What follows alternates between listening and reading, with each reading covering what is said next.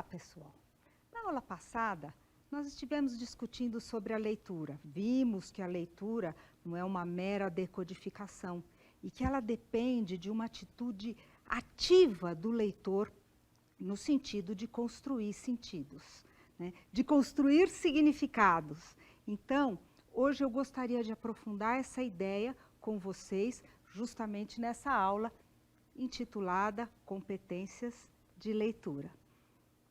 Eu começo trazendo um texto para vocês que vale a pena ler. Tenho certeza que vocês vão conseguir.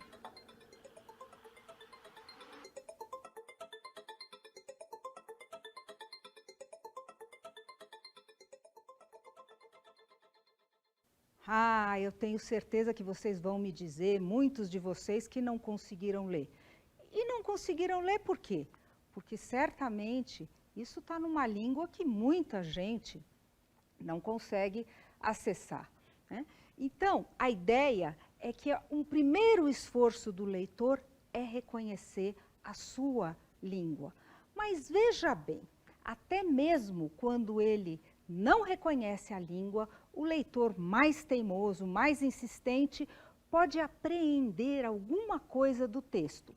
Ele pode dizer, pelo jeitão, isso aqui parece uma poesia, ou a letra de uma música. E ele poderia dizer também, eu reconheço aqui Ipanema e Ipanema. Então, deve ser uma música ou um poema sobre alguma coisa de Ipanema.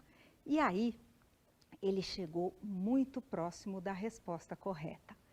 Isso aqui é uma versão em alemão da música, a famosa música do Vinícius de Moraes, A Garota de Ipanema. E é claro, se a gente sabe isso, a gente pode até tentar aqui uma correspondência. Olha que coisa mais linda, mais cheia de graça, e aí vai embora, né? Esse exemplo está aqui para mostrar para vocês que o primeiro grande esforço do leitor é reconhecer a língua. E acontece muitas vezes com pessoas que estão acostumadas com uma língua comum e que, quando vão ler um texto mais erudito, acabam não conseguindo dar conta dessa leitura. Mais um exemplo. Agora, prometo, vou dar um em português. Vocês não gostaram daquele em alemão? Vou dar um em português.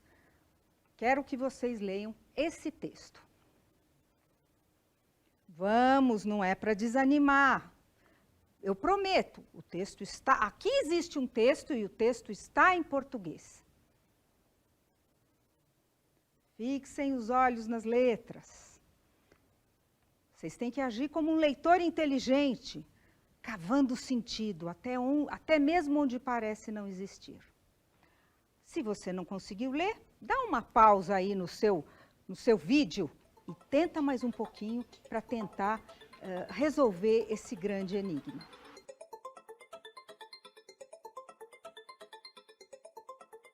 Bom, o texto aqui é uma frase que está escrita em português, só que ela está escrita sob a forma de um código. E o leitor, para conseguir ler, precisa resolver o código, precisa matar a charada do código. Vou mostrar para vocês. Esse texto foi escrito com as sílabas separadas e colocaram, né, antes e depois das sílabas, uma sequência que parece que é exatamente o abecedário. Ó, A, B, C, D, E, F. Se vocês tirarem essas letras que estão aqui só atrapalhando, vocês acessam o texto.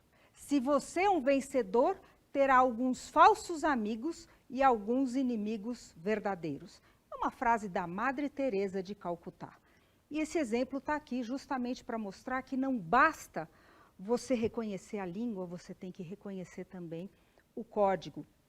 Esse é um caso muito comum de leitores que não são muito experientes. Eles sabem o português, eles sabem que um texto está em português, mas eles podem ter alguma dificuldade para ler esse texto. Vamos agora a um outro exemplo, mas agora tem que prestar atenção, porque justamente eu quero saber se vocês conseguem ler rápido, muito rápido.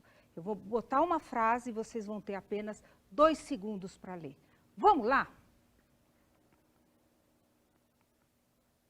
Leram? Leram? Não? Não deu tempo? Puxa vida, como não deu tempo? Então, vou dar mais uma chance, com uma outra frase. Eu vou colocar a frase, vocês vão ler de novo, bem rápido, muito rápido. Leram? Não deu para ler? Ah, então vou explicar para vocês o que aconteceu. O que a gente tem aqui são duas frases. Mais vale um pássaro na mão do que dois na mão. Cinderela perdeu um sapeto na escadaria do castelo. É possível que quando vocês tenham lido rapidamente essas frases, vocês leram, eu posso supor que vocês leram, mais vale um pássaro na mão do que dois voando. Por quê? Porque vocês conhecem o ditado popular. E quando vocês leram a história da Cinderela, que vocês viram Cinderela, olha, se a Cinderela perdeu alguma coisa, com certeza não é um sapeto, mas é um sapato e de cristal. Esses dois exemplos estão aqui para mostrar para vocês que o leitor, ele faz antecipações e ele vai relacionando em frações de segundo com aquilo que ele já viu, com aquilo que ele já conhece. Então, muito rapidamente, quando ele lê Cinderela, ele já relaciona com a história da Cinderela, ele relaciona com a ortografia. Inclusive, tem algumas pesquisas que mostram que o movimento do globo ocular de quem lê não é um movimento linear. Ele vai e volta, ele vai dando pulos na mesma proporção das hipóteses do leitor. Em larga escala, este é um caso, por exemplo, do leitor que vai ler um livro policial e fica juntando os detalhes do texto para ver se ele descobre quem cometeu o crime. Então, é essa a ideia. O leitor realmente antecipa informações e procura confirmar as suas antecipações enquanto ele está lendo. Vou dar agora mais um exemplo, eu tenho certeza que vocês vão gostar desse. Não te amo mais, estarei mentindo se disser que ainda te quero como sempre quis. Tenho certeza de que nada foi em vão. Sei dentro de mim que você não significa nada. Não poderia dizer nunca que alimento um grande amor. Sinto cada vez mais que já te esqueci. E jamais usarei a frase, eu te amo. Sinto, mas tenho que dizer a verdade. É tarde demais. Vocês viram? Eu levei um fora. É um texto de alguém que está dispensando o outro, é ou não é? Será? Tudo depende do jeito que você lê. Eu vou colocar o mesmo texto, mas dessa vez eu vou propor que a gente leia de baixo para cima, ou seja, começando pelo é tarde demais. Vamos tentar? É tarde demais. Sinto, mas tenho que dizer a verdade. Eu te amo e jamais usarei a frase já te esqueci. Sinto cada vez mais que alimento um grande amor. Não poderia dizer nunca que você não significa nada. Sei dentro de mim que nada foi em vão. Tenho a certeza que ainda te quero como sempre quis. Estarei mentindo se disser que não te amo mais. Veja bem, essa é a história de um grande fora que acabou virando, né, uma grande declaração de amor. Esse texto está aqui justamente para mostrar para vocês que o leitor inteligente tem que fazer as conexões internas com as informações do texto. Então vejam, além de reconhecer a língua, além de reconhecer o código, além de fazer antecipações, ele tem que ir grudando os pedacinhos de escritos, pedacinhos de informação que ele der lá. E conforme esse modo de relacionar as ideias, ele pode ter um sentido ou outro. Isso explica, por exemplo, por que muitas crianças que não conseguem ler história em quadrinho. Eles começam a ler, mas eles não carregam a informação de um quadrinho para o outro. Agora eu vou dar um outro exemplo para vocês. Tenho certeza que vocês vão gostar deste também. Um jornal é melhor que uma revista. Uma praia é melhor que uma rua. No início, é melhor correr do que andar. Você tem que tentar várias vezes. Exige uma certa habilidade, mas é fácil de aprender. Mesmo crianças pequenas podem apreciar. Uma vez bem-sucedido, as complicações são mínimas. Pássaros raramente chegam muito perto, mas a chuva penetra rapidamente. Muitas pessoas fazendo a mesma coisa pode gerar problemas. Você vai precisar de muito espaço. Se não há complicações, pode ser muito tranquilo. Uma pedra pode servir como âncora. Mas se as coisas se soltam, você não terá uma segunda chance. Do que é que eu estou falando? Do que é que eu estou falando? Vejam, o texto está em português. E, no entanto, bem escrito, não tem nenhuma palavra difícil aí. E, no entanto, é difícil dizer sobre o que a gente está falando. Se eu falar para vocês que esse texto se refere a uma pipa, a experiência de uma pipa, a gente compreende rapidamente o texto. Uma pedra serve como âncora. No começo é preciso correr.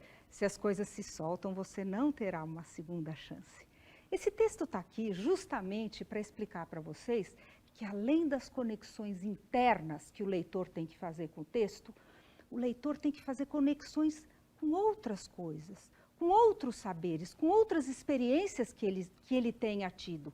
Se ele não conseguir conectar o texto com nada, você pode ter o melhor português, mas a construção da mensagem não se faz. Vejam bem, a piada é preconceituosa. Tanto isso é verdade que se essa poesia fosse traduzida para o japonês, provavelmente eles não entenderiam. Porque eles entenderiam as palavras, mas não os valores, os preconceitos e as posturas que estão aí.